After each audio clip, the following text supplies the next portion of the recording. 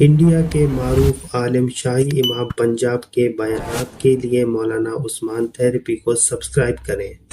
اور نہایت ہی رحم کرنے والا ہے۔ تمام حضرات سورہ فاتحہ اور درود پاک پڑھ لیجئے۔ اعوذ باللہ من الشیطان الرجیم، بسم اللہ الرحمن الرحیم۔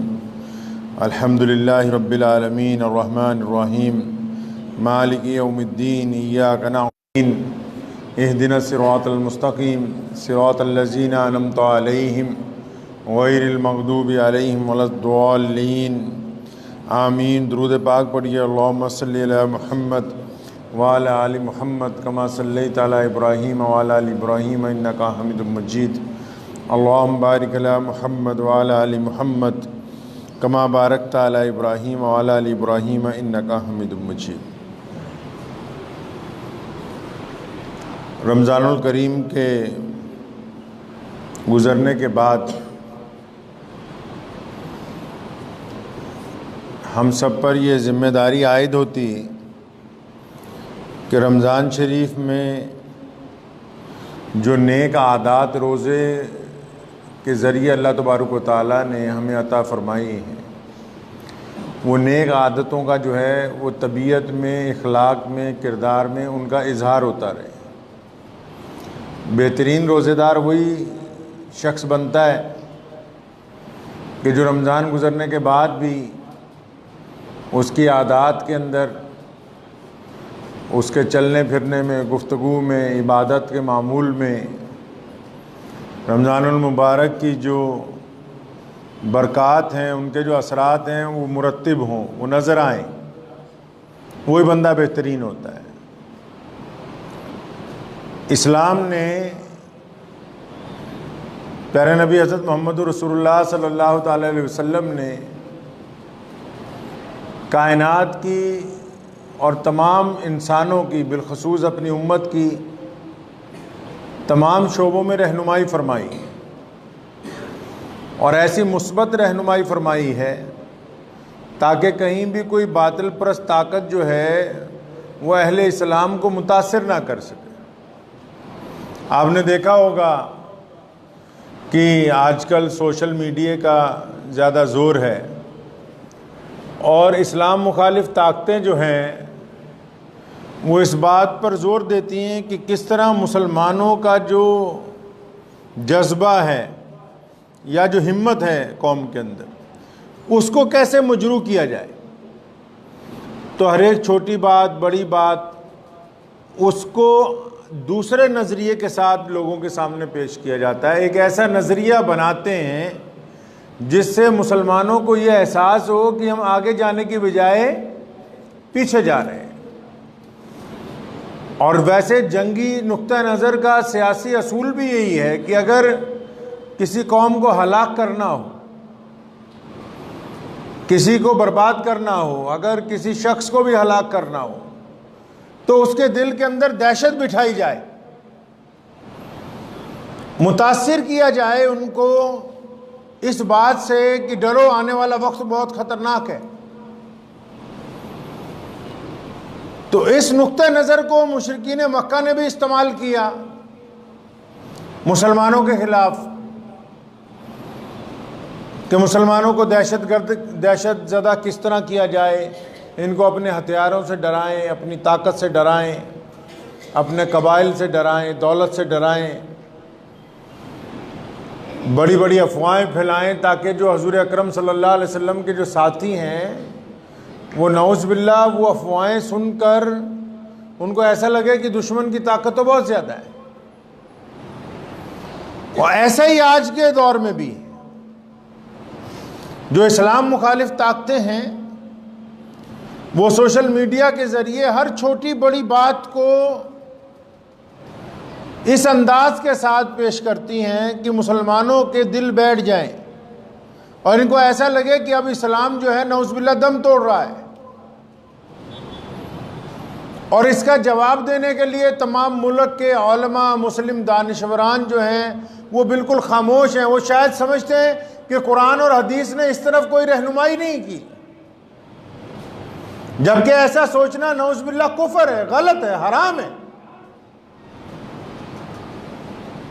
اب مثال کے طور پر رمضان گزرا ہے تو رمضان گزرنے کے بعد ایک میسج سمجھ لیجئے کوئی آپ بناتے ہیں، یا کوئی ایسے مسلمان جن کو پورا علم ہی نہیں، کیونکہ آج کل ہر آدمی جو ہے وہ یہ تو چاہتا ہے کہ دوائی MBBS ڈاکٹر سے لی جائے، کیونکہ اچھا ڈاکٹر اچھی دوائی دے گا، کپڑے بہت اچھے درزی سے سلوائے جائیں، کیونکہ عام درزی سے سلوائیں گے بڑھیا سٹیچنگ نہیں کر کے دے گا، وہ گاڑی کمپنی سے ٹھیک کروائی جائے، عام دیسی مستری سے ٹھیک کروائیں گے تو اچھی ٹھیک نہیں کرے گا۔ لیکن ان بدبختوں کو سب کو مولوی بننے کا بھوت سوار ہے کہ ہم بتائیں گے جی فتویٰ کیا ہے، مسئلہ کیا ہے۔ اس کے لیے نہیں ڈھونڈا جائے گا کہ کوئی اچھا عالم دین ڈھونڈ لیں جو ہمیں بتا دے بھی اسلام کیا ہے۔ نہیں جی نہیں، جو ڈاکٹر بن گیا وہ کہتا ہے میں مولوی بھی تو ہوں، میں بتاؤں گا اسلام کیا ہے۔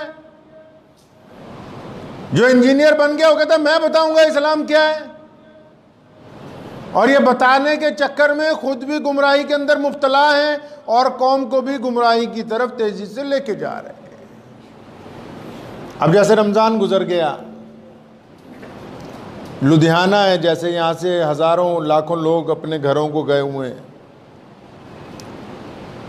جو مسلمانوں کے اکثریتی علاقے ہیں جہاں مسلمانوں کی بڑی بڑی بستیاں ہیں۔ اب جو لبرل مسلمان ہیں انہوں نے ایک میسج بنایا کہ رمضان چلا گیا، مسجدیں ویران ہو گئی ہیں، اور یہ جس بدبخت نے بنایا ہوگا نا، میں ایمانداری سے ممبر پہ بیٹھ کے کہتا ہوں وہ بدبخت کبھی رمضان کے بعد نماز پڑھنے خود ہی نہیں گیا ہوگا مسجد میں۔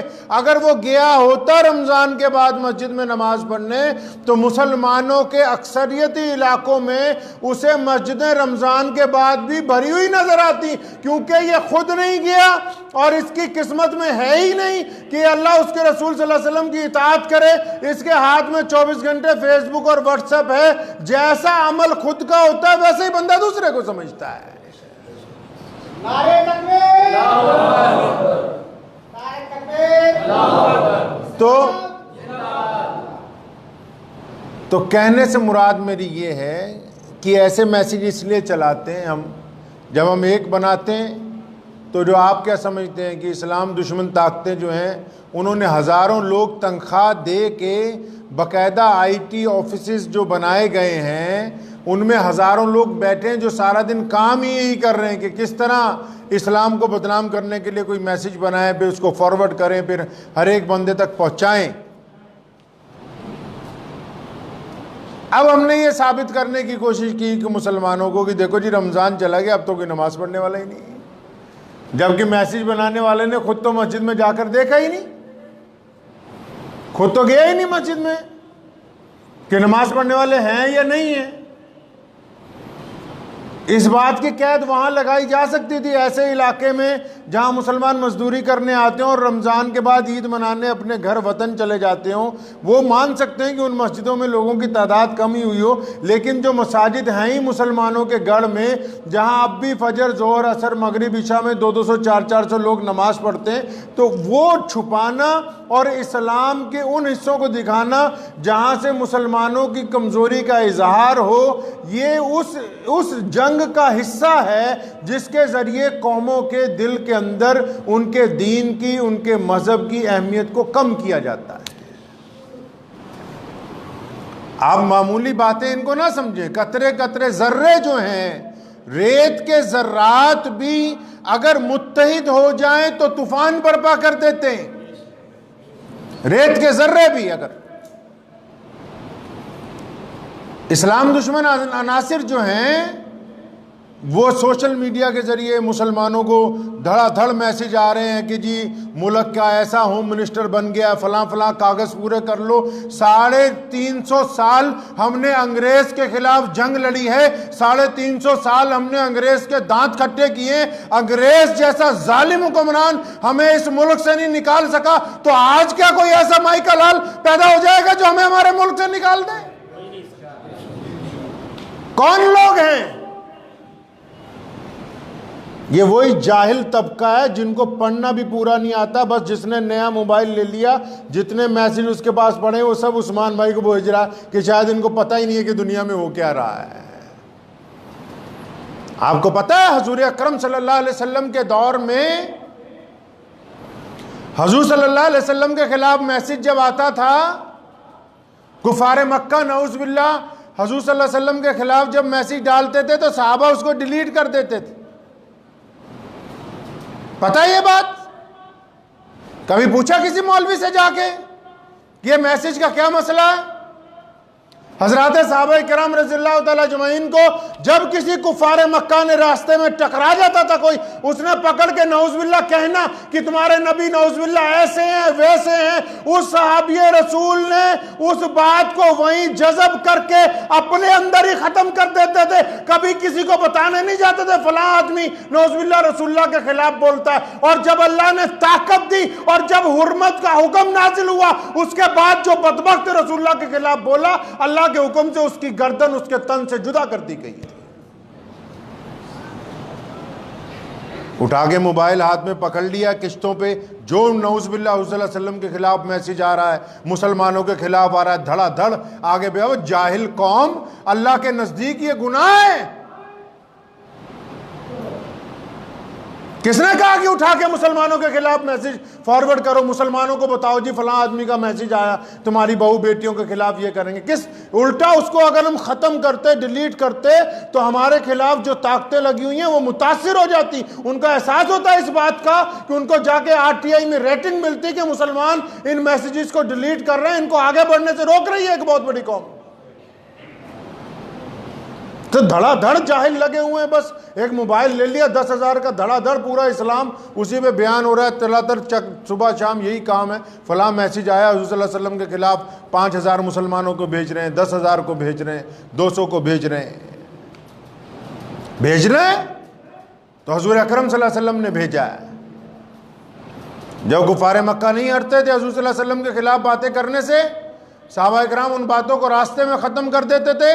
حضور اکرم صلی اللہ علیہ وسلم کو جب پتہ لگا ابو جہل ڈراتا ہے، مسلمانوں کو دھمکیاں دیتا ہے، ابو لہب، عتبہ اور یہ ولید دھمکیاں دیتے ہیں مسلمانوں کو، حضور اکرم صلی اللہ علیہ وسلم نے اپنے عزت والے ممبر پر، جس پر جبریل نہیں کھڑے ہو سکتے، اس ممبر پر حسان کو بلایا. فرمایا حسان بن ثابت، اے میرے صحابی رسول، تو جو بہترین نعتیں پڑھتا ہے نا، آج میرے ممبر پر کھڑا ہو اور ان مسلمانوں کو ہمت دلوا اور ان کافروں کے خلاف اشعار پڑھ، تاکہ مسلمانوں میں جذبہ پیدا ہو اور کفر کے دلوں کے اندر پھاڑ پیدا ہو جائے.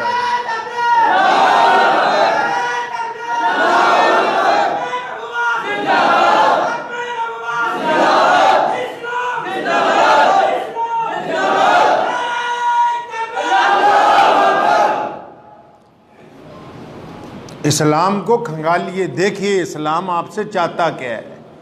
صرف 5 وقت نماز، روزہ، حج، زکوٰۃ کا نام اسلام نہیں ہے. رسول اللہ صلی اللہ علیہ وسلم نے ہر ایک محاذ کے اوپر اہل اسلام کی حفاظت کی ہے.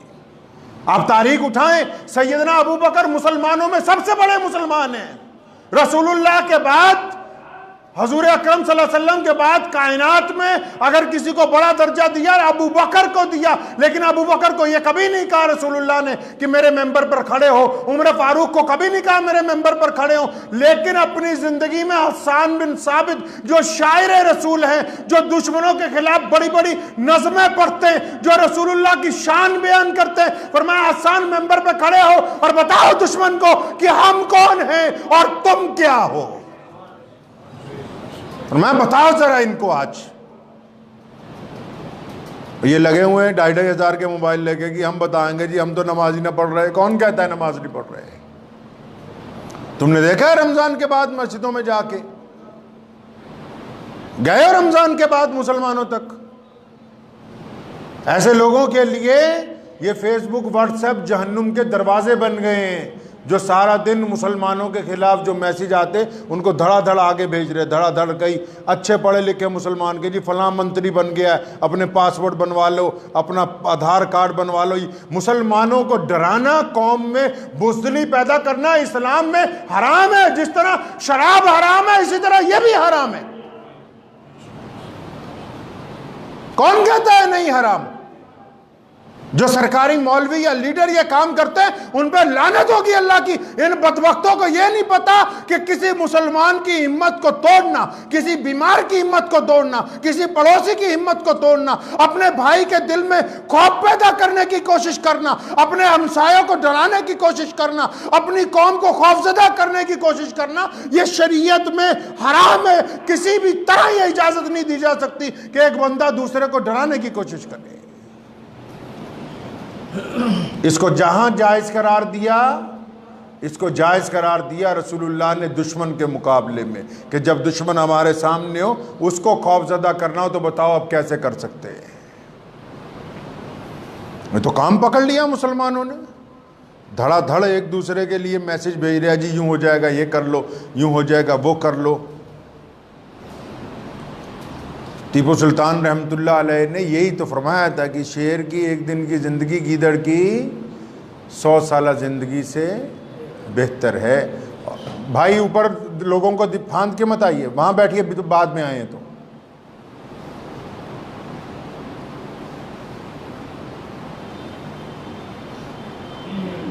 پیارے نبی حضرت محمد رسول اللہ صلی اللہ علیہ وسلم کی اگر آپ احادیث پڑھیں گے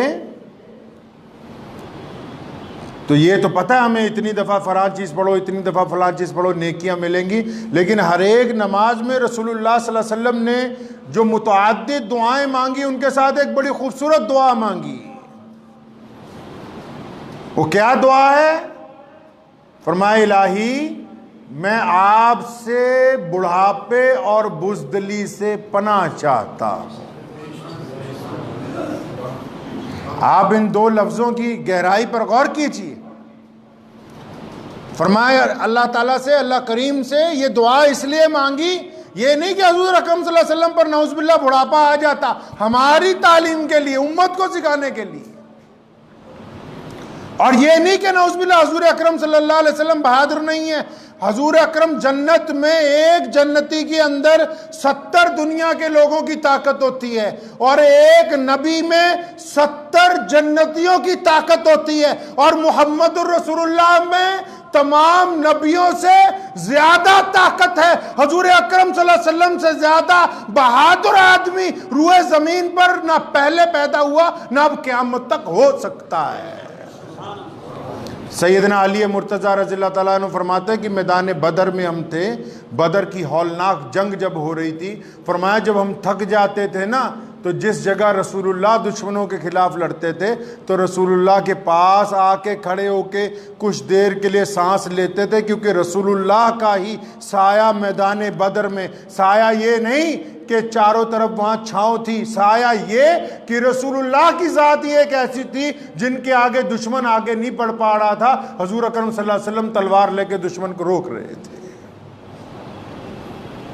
تو دو دعائیں حضور اکرم صلی اللہ علیہ وسلم نے ہر نماز میں متعدد دعاؤں کے ساتھ یہ دو لفظ استعمال کیے ہیں، کیا کہ الہ العالمین میں آپ سے بڑھاپے اور بزدلی سے پناہ چاہتا ہوں۔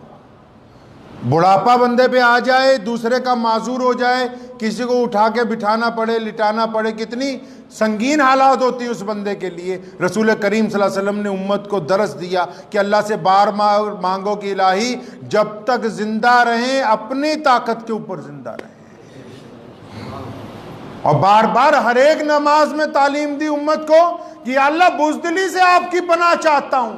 ڈرپوک آدمی تو نہ گھر میں جی سکتا ہے، نہ سڑک پہ چل سکتا ہے، نہ کاروبار کر سکتا ہے، نہ پڑوسیوں سے معاملہ کر سکتا ہے، نہ اولاد کو سیدھے راستے پر لا سکتا ہے۔ ڈرپوک آدمی کی تو زندگی کچھ نہیں۔